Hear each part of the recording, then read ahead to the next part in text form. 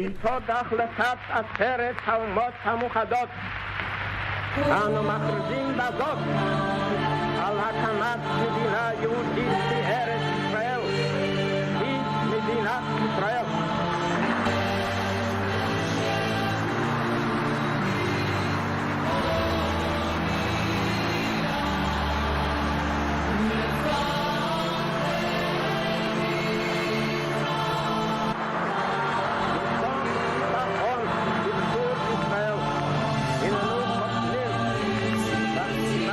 David Ben Gourion se confie à Shimon Peres, que vous avez connu, un jeune homme de 24 ans qui deviendra plus tard un homme clé de la vie politique. Absolument, et je l'ai très bien connu. Alors racontez-nous justement, quel genre de relation vous aviez avec lui? J'étais en Israël en avril 1967. C'était la tension terrible. Claude-Henri Lecomte, il était à l'origine du journal Combat. Il avait créé un journal qui s'appelait le Journal du Parlement. Et quand il a su que j'étais en Israël et qu'il sentait que ça allait exploser, il m'a envoyé une accréditation et me voilà journaliste. À l'époque, Yitzhak Rabin, Moshe Dayan et Shimon Peres avaient créé un parti qui s'appelait le Rafi. Et je suis introduit chez Shimon Peres, qui me reçoit très gentiment. Je lui dis que j'avais fait la guerre en Algérie et que je sais ce que c'est que la guerre.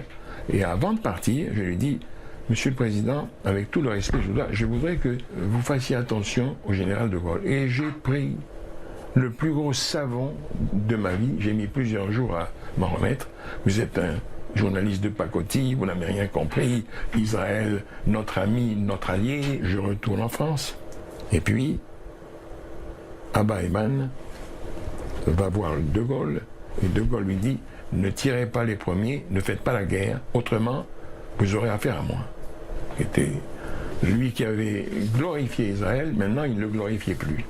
Et puis, Shimon Peres, par le canal de l'ambassadeur d'Israël, arrive à Paris et voulait absolument me voir. J'espère qu'il venait à Canossa pour s'excuser un peu. J'avais rendez-vous avec lui, je crois que c'était le 23 juin 1967, dans le hall de Georges V.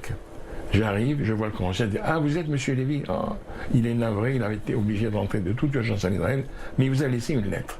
Alors, je ne l'ai pas porté avec moi et je le rejette, mais il m'a dit: Jean-Pierre Lévy, you were right, very sorry, vous avez toute mon affection. Alors il faut savoir que dès le lendemain de la proclamation de l'État d'Israël éclate la première guerre israélo-arabe. Les pays voisins qui refusent de reconnaître le nouvel État hébreu décident d'intervenir. Les armées de la Transjordanie, de l'Égypte et de la Syrie, aidées par des contingents irakiens et libanais, entrent en guerre, et c'est le 15 mai 1948.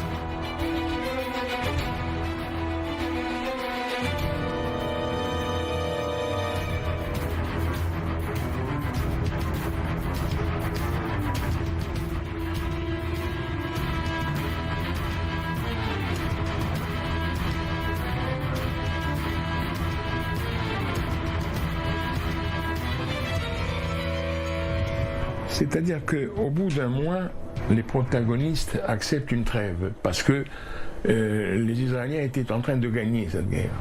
Alors que les soldats israéliens, c'était des survivants de la Shoah, on leur avait donné un fusil de chasse, enfin c'était la folie. Israël décide de faire de Jérusalem-Ouest la capitale d'Israël.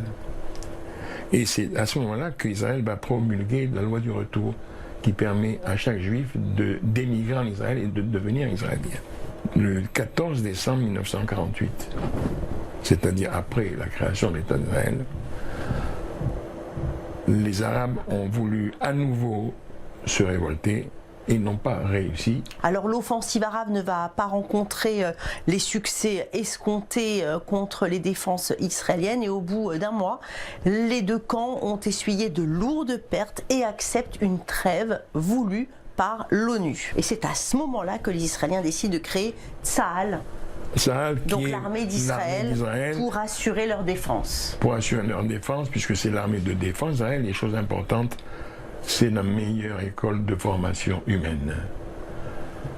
Il y a une petite armée de métiers, mais l'armée israélienne, c'est tout le peuple.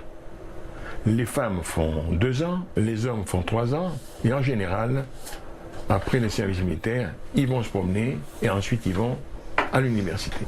8 ans après, ma chère Valérie, après des attaques, après des terrorismes, des kamikazes, etc., la guerre de 56 arrive. Comment est-elle arrivée? Nasser nationalise le canal de Suez. La France et le Royaume-Uni veulent reprendre le canal de Suez. Ils vont s'allier secrètement d'ailleurs. Ils vont s'allier secrètement, c'est les accords de Sèvres, je crois. Les Anglais et les Français sautent en parachute sur Port Saïd, sur Ismaïlia. Et en octobre, les soldats israéliens envahissent la bande de Gaza. Oui. Et alors, ils ont pris Gaza, la Cisjordanie, le Sinaï, le Golan, mais l'URSS a dit vous rentrez tout de suite chez vous ou bien on déclenche une guerre nucléaire. Les Français et les Anglais sont rentrés. Oui, c'est ça, ils exigent le repli d'Israël immédiat. Mais pour désamorcer la crise, ce sont les États-Unis qui sont intervenus. Ce sont les États-Unis qui sont intervenus et qui ont eu très peur des Russes en fait. Le 5 juin 1967, autre date importante, c'est la guerre dite des 6 jours, s'emparant de Jérusalem-Est, de la Cisjordanie, de Gaza, du plateau syrien du Golan et du Sinaï égyptien. En 24 heures, les forces israéliennes détruisent la moitié de l'aviation de la coalition arabe. La déroute est donc complète pour les États arabes qui s'inclinent en 6 jours.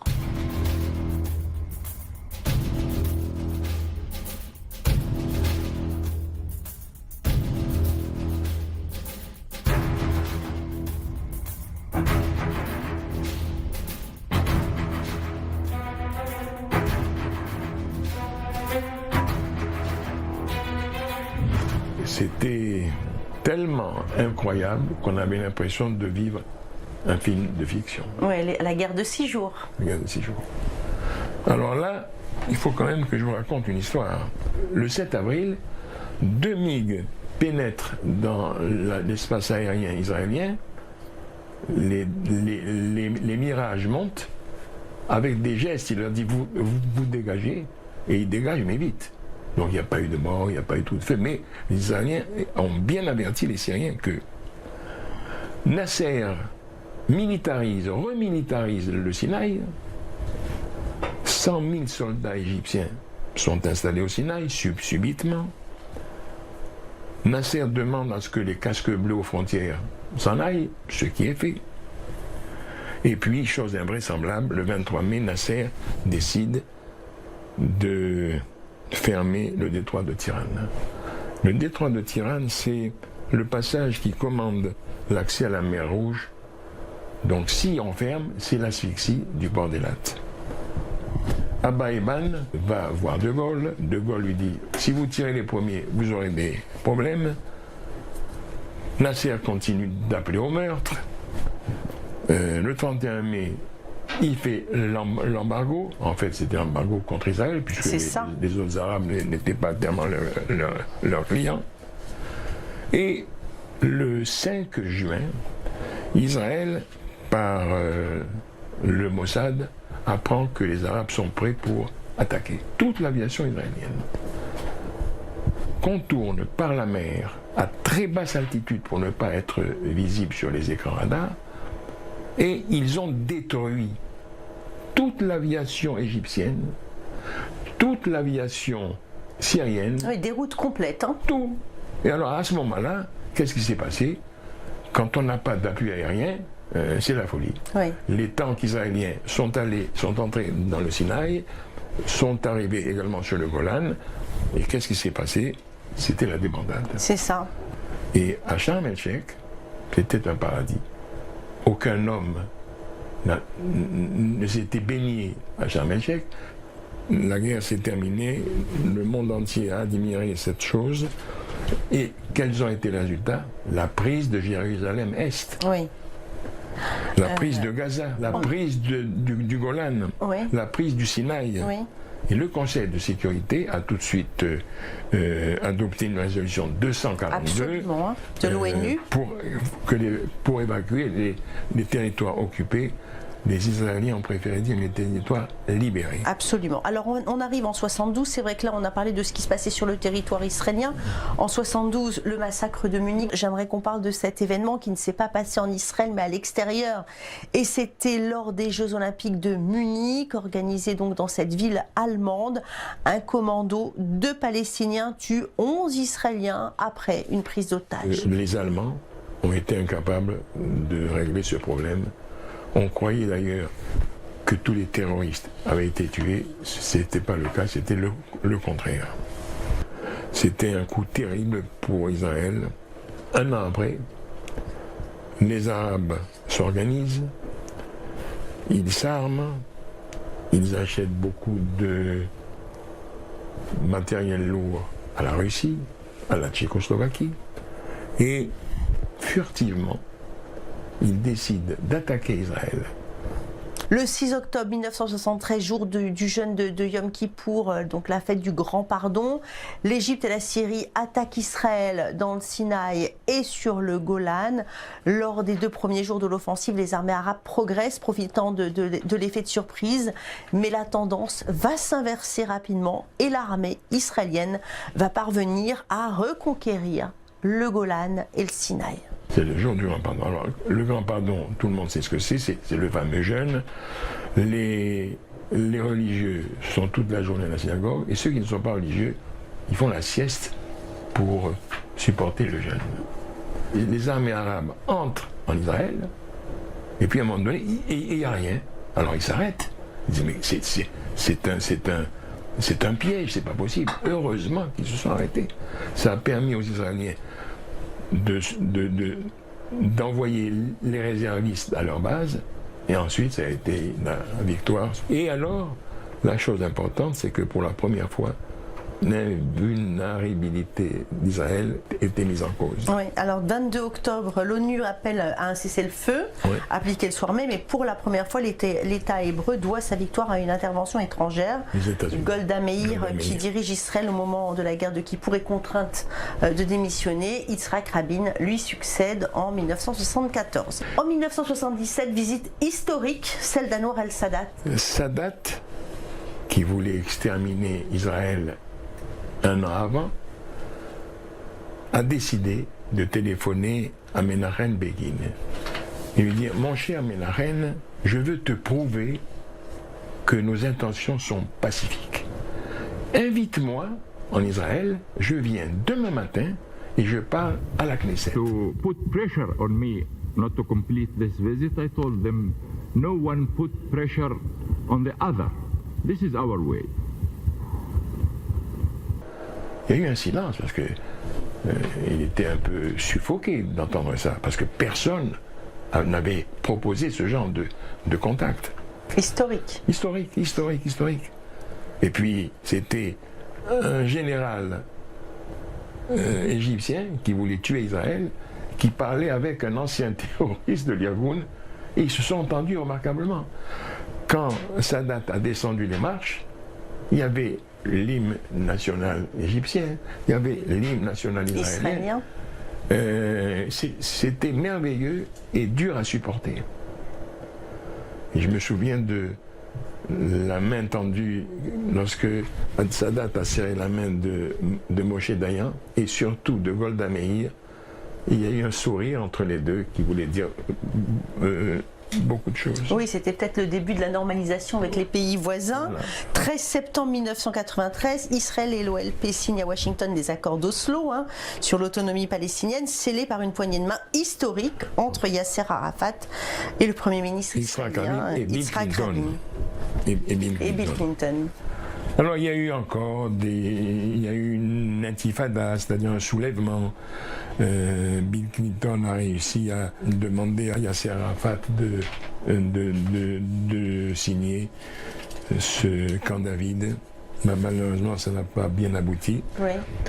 En 2006, le conflit israélo-libanais s'achève le 14 août de la même année, car le Hezbollah, l'OLP, le Front de Libération Nationale, etc., n'arrêtaient pas de jeter des bombes, d'envoyer des fusées. Le 6 décembre 2017, le transfert de l'ambassade américaine. À cette date-là, le président américain Donald Trump reconnaît Jérusalem comme la capitale d'Israël. Là, il y a eu un amour fou entre Benjamin Netanyahu et Trump. Il faut dire que Trump était un peu aiguillonné par son gendre, qui d'ailleurs était de confession juive. Le transfert a eu lieu le 14 mai 2018, c'est-à-dire le jour de l'anniversaire de l'État d'Israël. Donc en fait, finalement, aujourd'hui, Israël est en train de faire la paix avec tous ses pays voisins. On arrive dans une autre ère. Et alors, après, l'éclat, l'espoir de sa date, arrivent les accords d'Abraham. Well, today we usher in a new era of peace between Israel and the Arab world. I just came from an historic virtual conference between myself, President Donald Trump, and Crown Prince Mohammed bin Zayed of the United Arab Emirates. We announced the establishment of a full and formal peace between Israel and the UAE. It includes the mutual opening of embassies, direct flights, and many, many other bilateral agreements. This is the greatest advancements toward peace between Israel and the Arab world in the last 26 years. Le 13 août 2020, à la Maison-Blanche, le Premier ministre israélien Benjamin Netanyahou signe d'une part un traité de paix avec les Émirats arabes unis, représenté par leur ministre des Affaires étrangères, Abdullah bin Zayed Al Nahyan, et d'autre part une déclaration de paix avec le Bahreïn, aussi représenté par son ministre des Affaires étrangères, Abdulatif Al-Zayani. Ladies and gentlemen, Mr. President, this day is a pivot of history. It heralds a new dawn of peace. For thousands of years, the Jewish people have prayed for peace. For decades, the Jewish state has prayed for peace. And this is why today we're filled with such profound gratitude. Nommé Accord d'Abraham, ces normalisations ouvrent une nouvelle ère pour Israël et constituent un dégel géopolitique. Les Émirats arabes unis et le Bahreïn sont les premiers pays du Golfe à engager publiquement des relations avec Israël. Alors, les accords d'Abraham, vous nous en parlez ? Oui, parce que c'était tellement inattendu, personne n'était au courant. Même moi qui vivais un peu dans l'ombre des grands de ce monde, et notamment du Mossad, etc., je n'étais pas au courant, ils ne m'ont jamais mis au courant. Et subitement, on dit, il y a deux dates très importantes. Si les Émirats arabes unis et Israël signent le 15 septembre un traité de paix, et l'autre traité, c'est avec le Bahreïn, 5 jours après. La Maison-Blanche est aux anges, Donald Trump est le maître d'œuvre et de cérémonie, et suivent le Soudan, le Maroc. Il s'agit d'une nouvelle redistribution des alliances. C'est ça. Merci beaucoup Jean-Pierre Lévy d'être venu nous parler de la création de l'État d'Israël et des différentes dates qui ont marqué Israël depuis sa création en 1948. Je rappelle que vous êtes auteur du livre « Le sang de la gloire ». Merci à vous d'être venu. C'est moi qui vous remercie, ma chère Valérie. Au revoir.